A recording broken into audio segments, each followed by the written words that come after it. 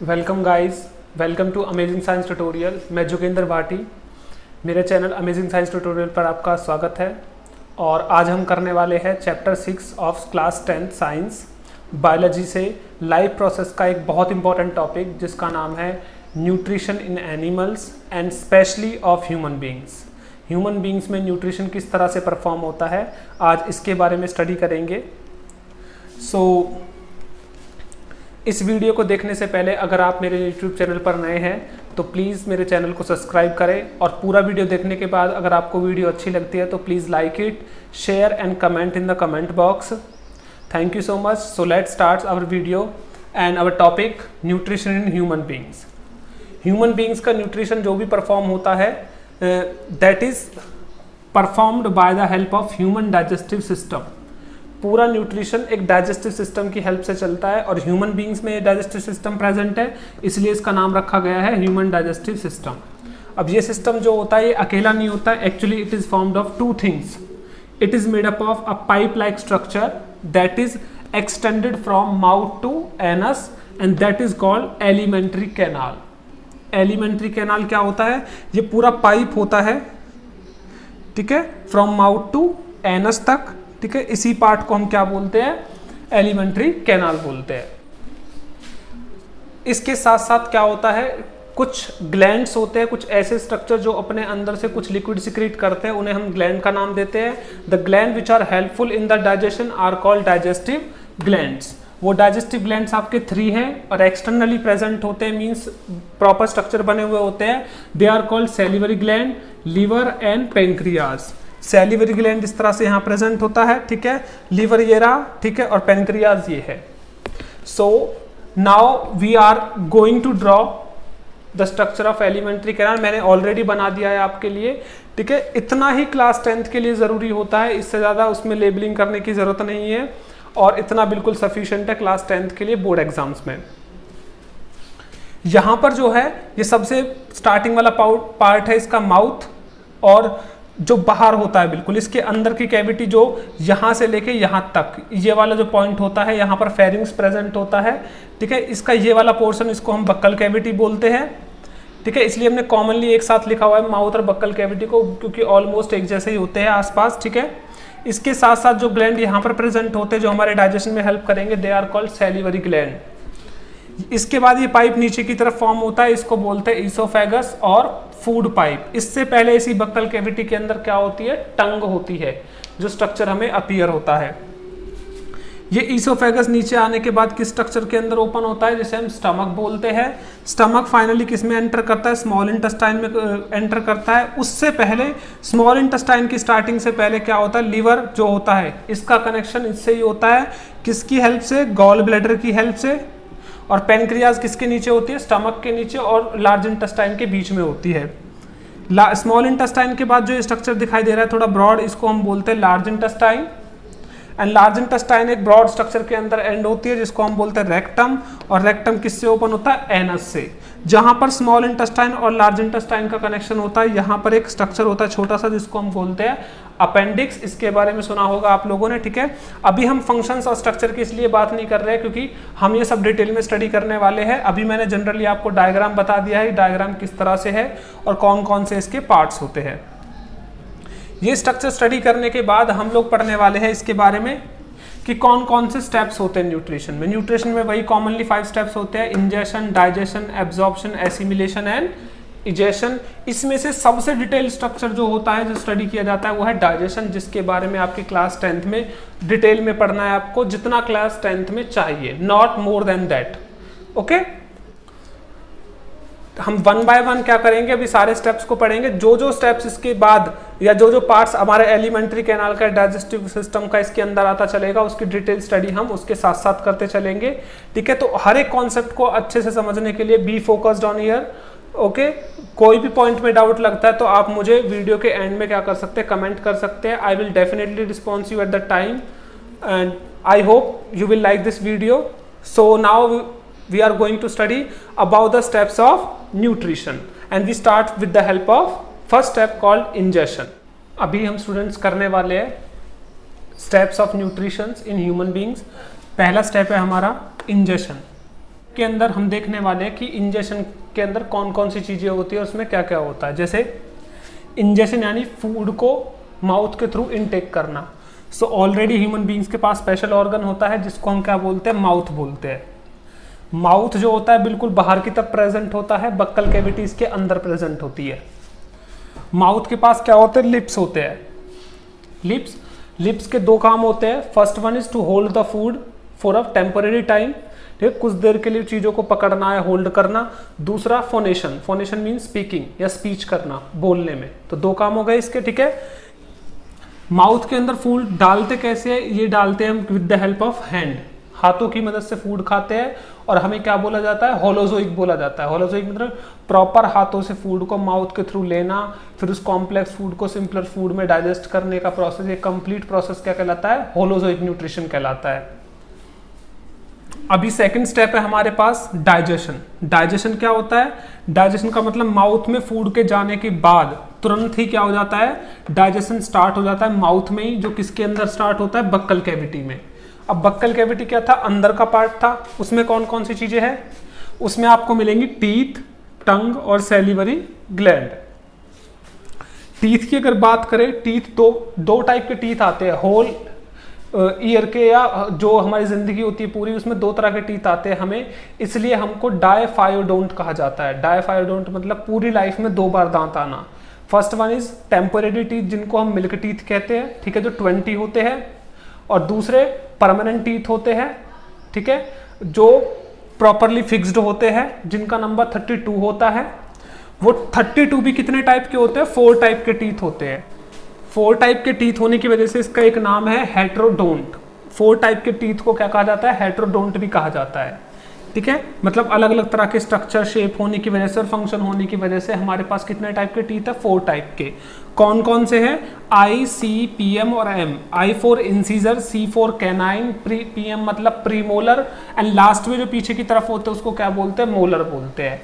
इनका एक साइड अगर माउथ इस तरीके से है, अगर हमने क्या कर लिया, इसको 4 पार्ट्स में डिवाइड कर लिया ऐसे, तो सिर्फ एक जॉ के सिर्फ एक साइड में, एक जॉ के सिर्फ एक साइड में जो नंबर होता है वो टीथ का कितना होता है, 2 1 2 3, और उसके जस्ट नीचे कितना होगा, सेम टू सेम होगा।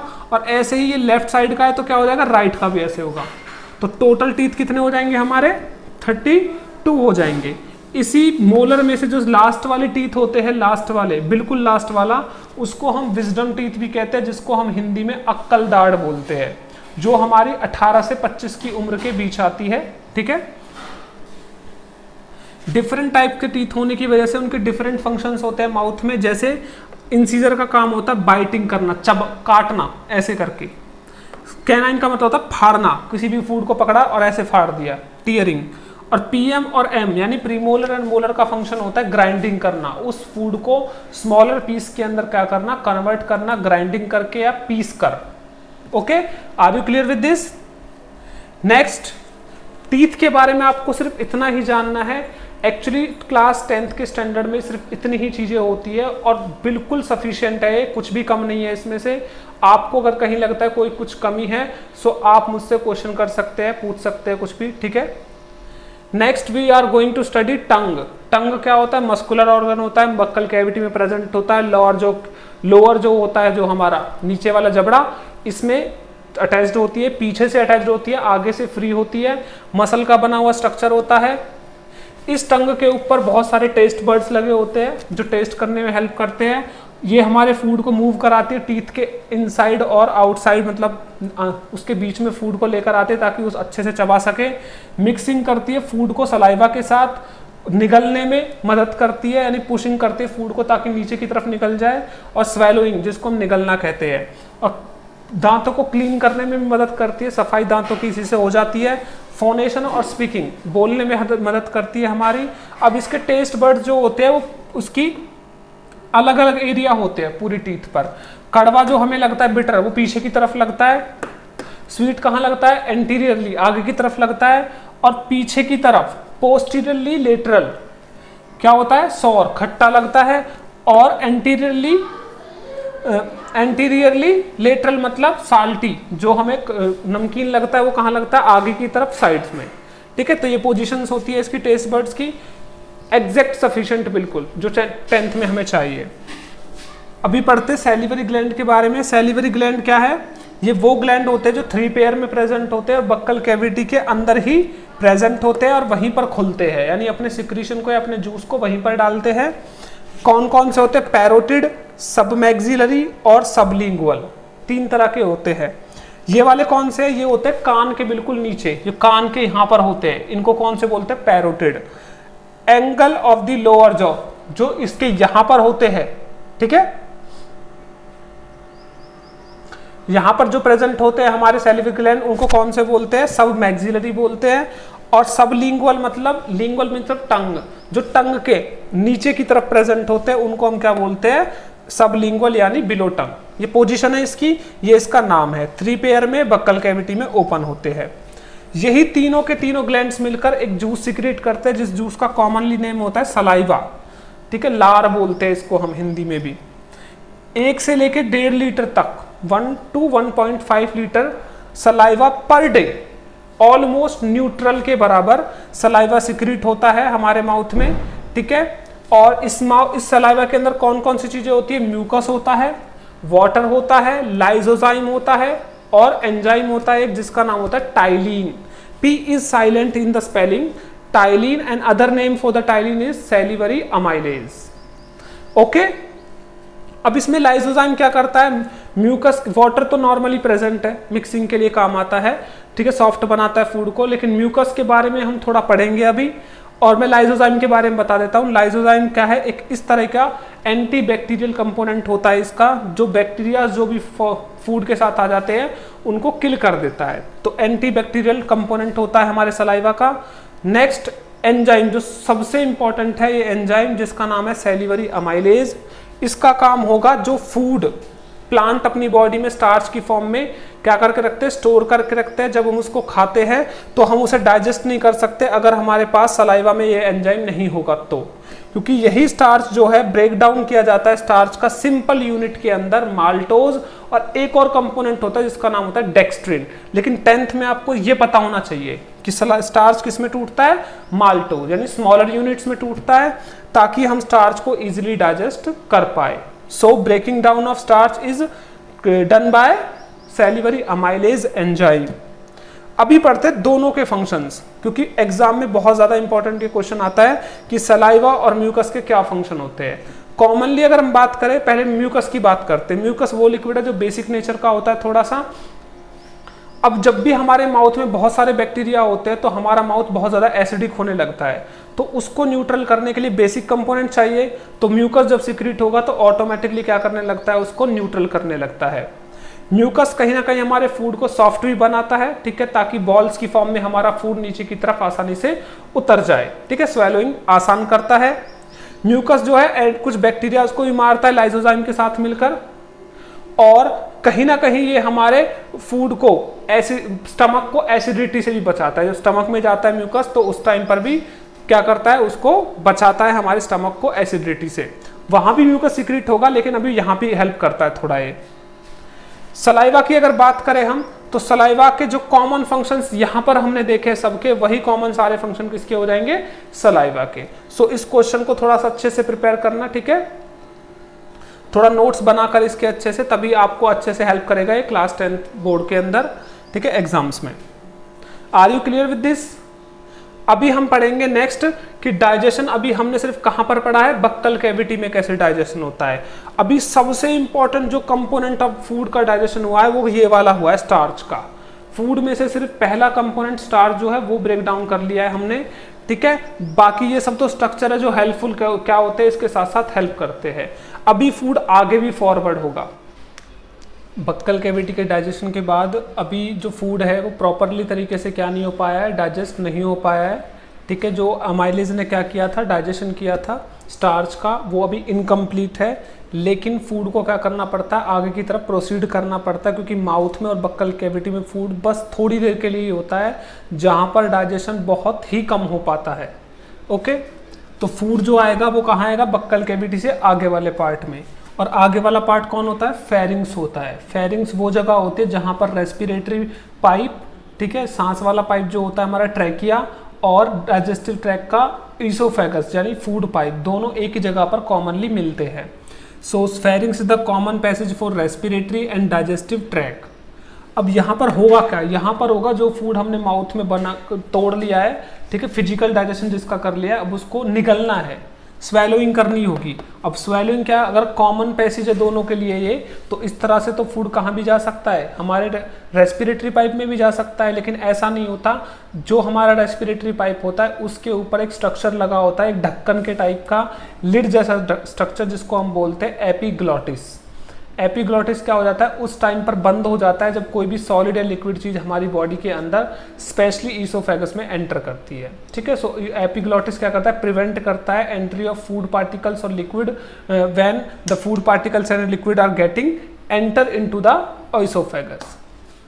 अब फूड को क्या करना है, निगलना है। इसे निगलने के लिए टंग हमारी क्या करती है, कहीं ना कहीं हेल्प करती है। जैसे ही फूड ईसोफेगस में आता है तो ईसोफेगस एक 25 सेंटीमीटर, अबाउट 25 सेंटीमीटर लंबा एक पाइप होता है जो स्मूथ मसल्स का बना हुआ होता है, ठीक है। इसमें कुछ भी और किसी भी तरह का डाइजेशन नहीं होता, okay. There is no specific digestion in the food but just it only passage the food from buccal cavity to stomach, stomach तक पहुंचाने का काम करता है।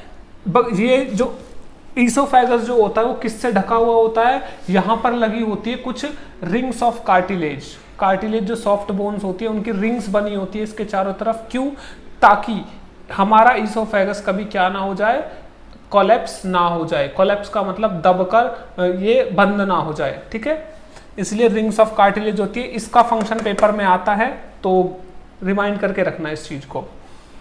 अब हमारा जो ईसोफेगस है इसके अंदर तो कुछ कंट्रोल ही नहीं, क्योंकि स्मूथ मसल का बना हुआ है, तो ये तो कुछ कंट्रोल नहीं कर पाएगा। ये कंट्रोल करेगा, क्या करेगा कंट्रोल, जब फूड हमारे ईसोफेगस में बॉल्स की फॉर्म में, जिसको हम बोलस बोलते हैं, फूड जो है वो बॉलस की फॉर्म में नीचे आता है, छोटी छोटी बॉल्स। ये फूड जो जब नीचे की तरफ उतरता है तो अपने आप उतरता है, क्यों, क्योंकि इसमें एक मूवमेंट हेल्प करता है, जिसको हम कौन सा मूवमेंट बोलते हैं, पेरिस्टाल्सिस मूवमेंट, ठीक है। ये नेचुरली होने वाला स्मूथ मसल्स की वजह से इनवॉलंटरी एक्शंस होते हैं जो अपने आप होते हैं, ठीक है। और हमारे मेडुला जो ब्रेन में होता है पार्ट, उससे कंट्रोल किया जाता है, ये स्मूथ मसल्स वहीं से कंट्रोल होती है। तो peristalsis automatically contraction and expansion of esophagus to make the food forward from esophagus to stomach. This is called peristalsis. Peristalsis होने के बाद फूड कहाँ एंटर करता है, स्टमक में एंटर करता है। अब स्टमक में डाइजेशन देखते किस तरह से होता है। स्टमक कैसा स्ट्रक्चर है, जे शेप स्ट्रक्चर है, जो एक बैग लाइक स्ट्रक्चर होता है, जिसके अंदर वॉल्स होती है इसकी खुद की। इनर वॉल्स जो होती है इसके ऊपर क्या होता है, सेल्स की प्रॉपर पोजीशंस होती है, जिसकी वजह से उसकी वॉल किसकी तरह काम करती है, ग्लैंड की तरह काम करती है। अब पेट के स्टमक को, या स्टमक पेट का जो स्ट्रक्चर होता है, वॉल्स होती है, उनको हम कौन सा ग्लैंड भी बोल देते हैं, कभी कभी गैस्ट्रिक ग्लैंड बोल देते हैं। अब ये ग्लैंड अपने अंदर से क्या सिक्रीट करेंगे, गैस्ट्रिक जूस। क्या सिक्रीट करने वाले हैं, गैस्ट्रिक जूस सिक्रीट करेंगे। अब ये जूस क्या रखेगा, क्या होगा इसके अंदर, इस जूस के अंदर क्या होगा, केमिकल HCl निकलेगा, म्यूकस निकलेगा, पेप्सिन और लाइपेज और रेनिन, इस तरह के कुछ एंजाइम्स क्या होंगे इसमें से सिक्रीट होंगे। अब इसमें से जो जो चीजें क्लास 10th के सिलेबस में according to NCERT board exams के लिए है, वो चीजें मैंने सबसे ज्यादा हाईलाइट की है। जैसे कि HCl का फंक्शन पूछते हैं एग्जाम्स में। HCl का काम होगा फूड को सॉफ्ट बनाना, फूड को एसिडिक नेचर प्रोवाइड करना, ठीक है, ताकि उसके जम्स वगैरह किल हो जाए। Stop the functioning of amylase, amylase बहुत ज्यादा फंक्शनिंग ना करे वहां पर, ठीक है, क्योंकि अगर अमाइलेज फंक्शनिंग करता रहेगा तो एसिडिक नेचर कभी भी क्रिएट नहीं हो पाएगा उसका, तो उसकी फंक्शनिंग को थोड़ा रोकता है, जम्स और बैक्टीरिया को किल कर देता है। और ये जो यहां पर जो पेप्सिनोजन और प्रोरेनिन, ये इनएक्टिव फॉर्म्स होती है असलियत में दोनों एंजाइम्स की। पेप्सिन और रेनिन दोनों एंजाइम्स की इनएक्टिव फॉर्म होती है। जब एसिडिक मीडियम HCl की वजह से क्रिएट हो जाता है तो इनको एक्टिवेट करके पेप्सिन और रेनिन के अंदर कन्वर्ट कर देता है। Okay, so activate the prorenin and pepsinogen into active forms. अब इनका क्या काम रहेगा, इनमें से सबसे इंपॉर्टेंट काम रहेगा इसका। पेप्सिन जो एंजाइम होगा उसका काम होगा फूड में जो भी प्रोटीन प्रेजेंट होता है उस प्रोटीन को स्मॉलर यूनिट्स में तोड़ना। स्मॉलर यूनिट कौन सी होती है, पेप्टोन्स एंड प्रोटियोसिस, ठीक है, इसके अंदर कन्वर्ट करता है पेप्सिन एंजाइम। ठीक है, इसका फंक्शन पूछते हैं पेपर में, तो याद रखना। इसके बाद रेनिन वाला जो कॉन्सेप्ट है वो छोटे बच्चों में होता है, जो इन्फेंट होते हैं 2 साल से नीचे वाले, जो बच्चे दूध पीते हैं अपनी मदर का, तो उनके अंदर उस दूध को डाइजेस्ट करने के लिए अच्छे तरीके से, कभी कभी छोटे बच्चे को दूध उगलते हुए देखा होगा आपने, तो ऐसा लगता है जैसे कर्ड, जो कर्ड की तरह का जो इंसॉल्युबल स्ट्रक्चर वो क्रिएट होता है, वो इसी रेनिन नाम के एंजाइम से क्या होता है, फॉर्म होता है। तो छोटे बच्चों में सिक्रीट होता है, वो एडल्ट्स में और चाइल्डहुड वाले बच्चों में नहीं होता। इसके बाद लाइपेज क्या करेगा, थोड़ा बहुत मदद करता है हमारे इन्हीं एंजाइम्स की जो इसके साथ फंक्शनिंग कर रहे होते हैं। वो किस तरह से हेल्प करता है लाइपेज? लाइपेज एक्चुअली हेल्प करता है जो फैट्स आपकी बॉडी में फूड के साथ आते हैं, उन फैट्स को थोड़ा सा ब्रेक डाउन करता है, कुछ पार्ट, कुछ हद तक, ठीक है, ऐसा नहीं कंप्लीट डाइजेस्ट करता है, कुछ हद तक फैट्स को क्या करता है, छोटी यूनिट्स में तोड़ना शुरू करता है, ठीक है। और यानी फैट्स का डाइजेशन किसकी वजह से पॉसिबल हो पाता है? लाइपेज की वजह से पॉसिबल हो पाता है। अब बात करते हैं म्यूकस की। म्यूकस क्या है? बेसिक नेचर का कंपोनेंट होता है। तो हमारे HCl बहुत ज्यादा पेट में सिक्रीट ना हो जाए तो म्यूकस भी सिक्रीट होता है, इसलिए साथ साथ, ताकि स्टमक की वॉल खराब ना हो जाए एसिडिक एक्शन से और पेप्सिन के एक्शन से, इसलिए उसको प्रोटेक्ट करता है, उसके मीडियम को नॉर्मल और न्यूट्रल करने के साथ साथ। इसका काम ये भी होता है ताकि वहां पर जो भी बैक्टीरिया वगैरह जो है बेसिक नेचर में किल हो सकते हैं, उनको भी मारना काम होता है इसका। अब हमारा फूड क्या हो चुका है? आधा अधूरा डाइजेस्ट हो चुका है, कुछ पार्ट डाइजेस्ट हो गया, कुछ नहीं हुआ। यही पार्शियली और आधा अधूरा डाइजेस्टेड फूड जो होता है, इसी को हम क्या बोलते हैं? चाइम या काइम भी प्रोनाउंशिएट कर सकते हैं। ओके, इसको चाइम या काइम बोलते हैं। अब आपने सुना होगा कि जो एडल्ट्स होते हैं, काफ़ी बड़े लोग जो 50-60 की एज में होते हैं, उनको एसिडिटी की प्रॉब्लम होती है। एसिडिटी की प्रॉब्लम इसलिए ही होती है क्योंकि नॉर्मल बॉडी की फंक्शनिंग से प्रॉपर म्यूकस सिक्रीट नहीं हो पाता उनकी स्टमक में, जिसकी वजह से HCl की ज़्यादा सिक्रीट होने की वजह से क्या हो जाता है, उनको एसिडिटी की प्रॉब्लम होती है। नॉर्मली इसको किस तरह से किल कर सकते हैं या फिर ठीक कर सकते हैं? बाय टेकिंग सम एंटासिड्स, यानी बेसिक चीज़ों को खाकर हम क्या कर सकते हैं, इसको नॉर्मल कर सकते हैं।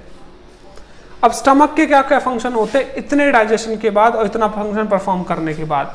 थोड़ी देर के लिए फूड को स्टोरेज करना, 4 से 6 घंटे के लिए कम से कम फूड जो है हमारे स्टमक में डाइजेस्ट होता है। सॉफ्टनिंग ऑफ फूड, इसलिए तब वहाँ मिक्सिंग वगैरह जो चलती है जिससे फूड क्या हो जाता है, सॉफ्ट हो जाता है। और ये मिक्सिंग क्या कहलाती है? चर्निंग कहलाती है, चर्निंग, ठीक है। पेट की या स्टमक की जो वॉल्स होती है वो फूड को सलाइवा के साथ, काफ़ी सारी चीज़ों के साथ एक दूसरे के साथ मिक्स करने में हेल्प करती है। एब्जॉर्प्शन, ग्लूकोज, वाटर, इनका कुछ अमाउंट ही एब्जॉर्ब हो पाता है स्टमक के अंदर, तो एब्जॉर्प्शन में भी हेल्प करता है। And regulation of passage into intestine, जो फूड अब डाइजेस्ट हो चुका है उसको कहाँ पहुंचाना है? इंटेस्टाइन के अंदर पहुंचाना है, ठीक है। तो वो किसकी वजह से पॉसिबल हो पाता है? स्टमक की वजह से पॉसिबल हो पाता है। स्टमक में इतने कंप्लीट डाइजेशन होने के बाद अभी जो फूड होता है वो स्टमक में एसिडिक मीडियम के अंदर था, ठीक है। ये फूड स्टमक से निकलकर कहाँ जाने वाला है? स्मॉल इंटेस्टाइन में, क्योंकि नेक्स्ट पार्ट वही होता है, आगे प्रोसीडर फॉरवर्ड कर दिया जाता है। लेकिन इसे करते टाइम क्या होता है, दोनों के बीच में एक टाइट मस्कुलर स्ट्रक्चर होता है जिसको हम क्या बोलते हैं? स्पिंक्टर बोलते हैं, ठीक है। दोनों के कनेक्शन के बीच में, this is called sphincter. Sphincter क्या करता है? स्मॉल अमाउंट में फूड को धीरे धीरे रिलीज करता है ताकि वो धीरे धीरे स्मॉल इंटेस्टाइन के अंदर एंटर कर सके। स्मॉल इंटेस्टाइन में फूड को एल्कलाइन बनाने की जरूरत है, जो कि कुछ सिक्रीशंस की वजह से पॉसिबल हो जाता है। अब स्मॉल इंटेस्टाइन होता क्या है? स्मॉल इंटेस्टाइन एक्चुअली कौन सा पार्ट है? लार्जेस्ट पार्ट होता है एलिमेंट्री कैनाल का। इसको स्मॉल क्यों बोलते हैं? क्योंकि इसका डायामीटर छोटा होता है लेकिन लेंथ इसकी बड़ी होती है, ओके। लेकिन लार्ज इंटेस्टाइन का डायामीटर बड़ा होता है और लेंथ छोटी होती है, ठीक है। इसमें लेंथ बड़ी है और डायामीटर छोटा है। On the basis of diameter, intestine are divided into 2 categories, small intestine and large intestine. इसकी diameter क्या होता है? छोटा होता है, that is why it is called small intestine. Small intestine compactly arranged होती है, काफ़ी लंबी होती है, about 6 metre in human beings, जो compactly arranged होते हैं large intestine के बीच में abdomen वाले हिस्से में, abdomen बोलते हैं इस वाले हिस्से को। स्मॉल इंटेस्टाइन में जैसे फूड एंटर करता है तो उसकी हेल्प कौन करेगा डाइजेशन में? उसकी हेल्प करेगा लीवर और पेनक्रियाज। लिवर और पेनक्रियाज किस तरह से करते हैं उसके बारे में पढ़ते हैं, लेकिन सबसे मोस्ट इंपॉर्टेंट क्वेश्चन जो है ये यहाँ पर आता है कि 1 मार्क्स में कंप्लीट डाइजेशन कहाँ होता है। कंप्लीट डाइजेशन स्मॉल इंटेस्टाइन में होता है, क्योंकि जो बचा हुआ कार्बोहाइड्रेट, फैट्स और प्रोटीन्स जो होते हैं फूड में वो कंप्लीटली डाइजेस्ट यहीं पर हो जाते हैं। ठीक है, अब आता है क्वेश्चन एक और कि डिफरेंट टाइप्स के एनिमल में स्मॉल इंटेस्टाइन की लेंथ डिफरेंट क्यों होती है, क्योंकि ये डिपेंड करता है उनकी कॉम्प्लेक्सिटी ऑफ फूड पर। जितना ज़्यादा कॉम्प्लेक्स फूड होगा उतनी ही लॉन्ग इंटेस्टाइन की रिक्वायरमेंट होगी। कैसे? लाइक अगर रैबिट और ह्यूमन बीइंग की बात करें और डॉग की बात करें तो इन तीनों में से सबसे छोटी जो स्मॉल इंटेस्टाइन होने वाली है वो किसकी होने वाली है? जैसे लायन, ह्यूमन बींग्स और रैबिट में से अगर कंपैरिजन करें तो सबसे लंबी होगी रैबिट की, उससे छोटी होगी लायन की और उससे छोटी होगी ह्यूमन बींग्स की। ऐसा क्यों? क्योंकि रैबिट जो होता है वो ग्रास खाता है, ग्रास में सेलुलोज है जिसको डाइजेस्ट करना बहुत ही मुश्किल है। उसके लिए बहुत सारे बैक्टीरियाज चाहिए, रूमिनोकोकस बैक्टीरियाज। जो रूमिनोकोकस बैक्टीरियाज होते हैं वो क्या करते हैं, कहीं ना कहीं सेलुलेज नाम का एंजाइम सिक्रीट करते हैं, जो बहुत सारे होने की वजह से लेंथ बहुत लंबी चाहिए हमें स्मॉल इंटेस्टाइन की, ताकि धीरे धीरे सेलुलोज को डाइजेस्ट करके वो कन्वर्ट कर सके। ठीक है, तो सेलुलोज डाइजेस्ट करना पड़ता है हर्बीवोर्स को, इसलिए उनकी लेंथ जो है स्मॉल इंटेस्टाइन की ज़्यादा होती है सबसे, और कार्निवोर की उससे छोटी होती है और ओमनिवोर की सबसे छोटी होती है। ठीक है, इसके बेसिस पर कोई भी क्वेश्चन आ सकता है, so you can handle it on the basis of given answer. Digestion करने के साथ साथ थोड़ा सा एब्जॉर्प्शन भी परफॉर्म करती है स्मॉल इंटेस्टाइन। क्यों? क्योंकि इसकी वॉल्स जो होती है उसमें फिंगर लाइक प्रोजेक्शन जिन्हें हम विली बोलते हैं वो प्रेजेंट होना शुरू हो जाते हैं। लीवर कैसे मदद करेगा और पेनक्रियाज कैसे मदद करेगी? लीवर जो होता है अपने अंदर से कुछ जूस निकालता है जिसको लीवर जूस कहते हैं हम। ठीक है, और एक्चुअली में उसको क्या नाम दिया जाता है? बाइल जूस नाम दिया जाता है। बाइल जूस जो है ये स्टोर नहीं करता है, सिर्फ निकालता है अपने अंदर से। स्टोर कहाँ पर होता है? उसी से कनेक्टेड स्ट्रक्चर में जिसको हम गॉल ब्लैडर बोलते हैं। Gall bladder pouch like structure होता है इसके साथ में, जो इसको स्टोर करता है बाइल जूस को टेम्परेरली। जब रिक्वायरमेंट होती है तो इसको सेंड कर दिया जाता है वहां पर जहां पर इसकी रिक्वायरमेंट है। अब बाइल जूस के अंदर तो कोई भी एंजाइम नहीं है, तो वो हेल्प कैसे करता है डाइजेशन में? Yes, it has no enzyme but having pigments, कुछ छोटे छोटे पॉइंट्स लाइक स्ट्रक्चर जिन्हें हम पिगमेंट्स बोलते हैं, ग्रीन और येलो कलर के होते हैं वो। ठीक है, जिनको ब्लूवर्डिन और बिलीवर्डिन कहते हैं, क्योंकि आपके सिलेबस में नहीं है लेकिन सिर्फ आपको पता होना चाहिए बाइल पिगमेंट। अदरवाइज मैंने बता दिया है जस्ट ऐसे ही, येलो और ग्रीन कलर के होते हैं जिनको बिलीवर्डिन और ब्लूवर्डिन बोलते हैं। ठीक है, और उसके साथ कुछ साल्ट्स होते हैं। ठीक है, ये दोनों पिगमेंट और साल्ट्स मिलकर क्या करते हैं, जितना भी फैट वगैरह होता है हमारे फूड में उसको स्मॉल मॉलिक्यूल्स में तोड़ना शुरू करते हैं पेनक्रियाज से आए हुए जूस के साथ, लाइपेज के साथ मिलकर। ठीक है, एंजाइम के साथ मिलकर। तो इसको क्या करना शुरू कर देते हैं, स्मॉल लार्ज ग्लोब्यूल मॉलिक्यूल से सिंपल ग्लोब्यूल और मॉलिक्यूल्स में तोड़ना शुरू कर देते हैं। इस प्रोसेस को हम बोलते हैं इमल्सिफिकेशन। जब फैट्स के बड़े मॉलिक्यूल्स को सिंपलर मॉलिक्यूल्स में तोड़ा जाता है तो इसको क्या बोलते हैं, इमल्सिफिकेशन। जो बिल्कुल सिमिलर होता है किसकी तरह, जब डर्ट पर, शर्ट में लगी हुई डर्ट पर हमारा सोप जो है वो एक्ट करता है उसके जैसे। ठीक है, और क्या फंक्शन हो सकते हैं इस बाइल जूस के, ये फूड को एल्कलाइन में थोड़ा सा कन्वर्ट करता है। ठीक है, और इसके साथ साथ प्यूट्रिफिकेशन ऑफ फूड को करता है। प्यूट्रिफिकेशन का मतलब होता है सड़ने से बचाना। ठीक है, प्रिवेंट प्यूट्रिफिकेशन ऑफ फूड, ताकि फूड जो है सड़ ना जाए, तो उसको सड़ने से बचाने के लिए क्या करता है, मदद करता है। अब पेनक्रियाज कैसे हेल्पफुल होती है? पेनक्रियाज जो है अपने अंदर से पेनक्रिएटिक जूस सिक्रीट करती है। पेनक्रियाज ये स्ट्रक्चर है जो बिल्कुल यहाँ से डक्ट से कनेक्ट होता है। ये वाला पार्ट जो होता है स्मॉल इंटेस्टाइन का, इसको हम ड्यूडेनम बोलते हैं। ठीक है, ड्यूडेनम, इस हिस्से के अंदर दोनों चीजों की एंट्री होती है कॉमन नली से, डक्ट से। ओके, ये जूस कैसा होता है, स्लाइटली एल्कलाइन, थोड़ा सा बेसिक नेचर का होता है। इसमें 3 एंजाइम्स होते हैं जिनको हम ट्रिप्सिन, लाइपेज और अमाइलेज के नाम से जानते हैं। ठीक है, ये एंजाइम क्या क्या करते हैं, इसका काम तो होता है प्रोटीन को डाइजेस्ट करना और फाइनली फिर इसको किस में कन्वर्ट कर देना, अमीनो एसिड्स में। लाइपेज किसको कन्वर्ट करता है, फैट्स को, फिर फाइनली फैटी एसिड और ग्लिसरॉल बिल्कुल लास्ट के कंपोनेंट्स में तोड़ देते हैं। अमाइलेज किसको करता है, डाइजेशन ऑफ स्टार्च, जिसको लास्ट में ग्लूकोज में कन्वर्ट कर देते हैं। लास्ट का जो कन्वर्जन है वो किसकी वजह से पॉसिबल हो पाता है, इंटेस्टाइन में से निकलने वाले जूस की वजह से। इंटेस्टाइन भी अपने अंदर से जूस सिक्रीट करता है जिसको इंटेस्टाइनल जूस या इंटेस्टाइनल सिक्रीशन बोलते हैं हम। अब फाइनली क्या होता है, सारे कंपोनेंट्स क्या है, सब सिंपल फॉर्म में आ गए। ये वाले ऐसे कंपोनेंट है जो बहुत छोटे हैं और सॉल्युबल है वाटर के अंदर, जो आसानी से एब्जॉर्ब हो जाएंगे, जिनसे हम एनर्जी क्या कर सकते हैं, गेट कर सकते हैं। अब ये सब पॉसिबल हो कैसे पाया, क्योंकि इसमें बीच बीच में देखा बहुत सारे एंजाइम्स थे जिनको किस नाम से भी जाना जाता है, बायोकैटलिस्ट। कभी कभी एग्जाम में क्वेश्चन आ जाता है, व्हाट आर एंजाइम्स और biocatalyst? These are the chemical structures that are found in the living bodies and that are helpful to hasten the reaction of food breaking process। ठीक है, जो किसी भी रिएक्शन को तेज कर देते हैं बॉडी में, उनको हम बायोकैटलिस्ट कहते हैं और एंजाइम्स का नाम देते हैं। पूरा डाइजेशन कंप्लीट हो चुका है स्मॉल इंटेस्टाइन के एंड तक। ठीक है, अभी फूड प्रोसीड करेगा लार्ज इंटेस्टाइन के अंदर। यहां से बहुत ज्यादा क्वेश्चंस आते हैं इसमें से। ठीक है, जो मैंने सामने लिखी हुई है चीजें सारी। डाइजेशन कंप्लीट करने के बाद एब्जॉर्प्शन होता है। ठीक है, और एब्जॉर्प्शन कहाँ स्टार्ट हो जाता है, स्मॉल इंटेस्टाइन में स्टार्ट हो जाता है। होने के लिए तो स्टमक में भी हो जाता है कुछ अमाउंट में, लेकिन जो मैक्सिमम एब्जॉर्प्शन होता है वो स्मॉल इंटेस्टाइन और लार्ज इंटेस्टाइन के अंदर ही होता है। एब्जॉर्प्शन किस तरह से होता है कि ये इंटेस्टाइन की जो वॉल्स होती है वो इस तरह से मॉडिफाइड होते हैं कि उसमें कुछ फिंगर लाइक स्ट्रक्चर्स होते हैं। ठीक है, उसकी वॉल्स में, जिनको हम विलाई कहते हैं, इस तरह के स्ट्रक्चर्स दिखाई देते हैं, इनको विलाई बोलते हैं। विलाई के अंदर बहुत सारी ब्लड वेसल्स होती है।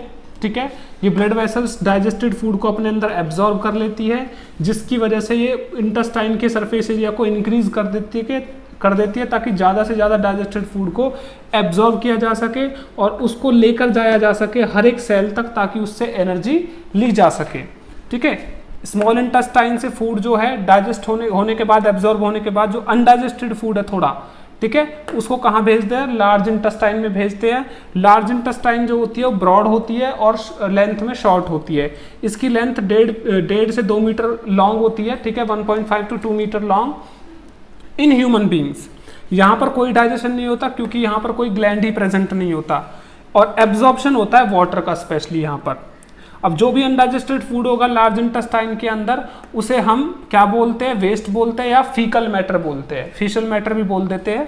ठीक है, यानी वेस्ट। अब इस वेस्ट को क्या किया जाएगा, बाहर निकाला जाएगा, लेकिन उससे पहले जो डाइजेस्टेड फूड है उसका क्या होना है, एसिमिलेशन होना है। और एसिमिलेशन यानी 4th step of our nutrition, जहां पर क्या होता है, जो डाइजेस्टेड फूड है जिसे एब्जॉर्ब किया गया है उसका यूज करना है रेस्पिरेशन के थ्रू, उससे एनर्जी लेना, ताकि उस एनर्जी को बॉडी में क्या किया जा सके, यूज किया जा सके। This is called assimilation.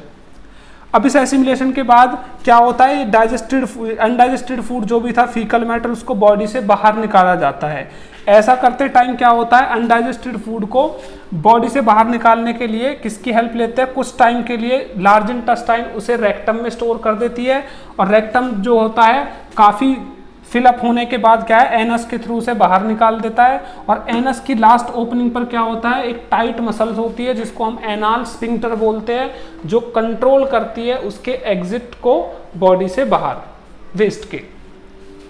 यहाँ पर थोड़ा सा ध्यान रखना, ज़्यादा एक्सप्लेनेशन तो नहीं है अपेंडिक्स के बारे में। जो लार्ज इंटेस्टाइन और स्मॉल इंटेस्टाइन का जहाँ पर कनेक्शन होता है वहाँ पर अपेंडिक्स का स्ट्रक्चर दिया हुआ है। अपेंडिक्स का एज सच कोई रोल अभी तक साइंटिस्ट फाइंड आउट नहीं कर पाए हैं, बस इतना बोलते हैं कुछ हेल्पफुल बैक्टीरिया होते हैं जो सेलुलोज के डाइजेशन में हमारी कुछ अमाउंट में हेल्प करते हैं, बस, और कुछ भी नहीं है अपेंडिक्स का रोल। उसे हट जाने के बाद भी उसकी कोई वैल्यू हमारी बॉडी में इतनी एज सच नहीं होती।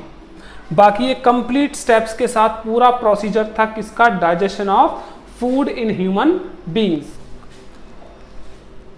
ये टॉपिक कंप्लीट स्टडी करने के बाद अगर आपको कहीं भी डाउट लगता है तो प्लीज आप हमें कमेंट बॉक्स में कमेंट कर सकते हैं। अगर आपको ये वीडियो पसंद आई हो तो please like it, comment and share it.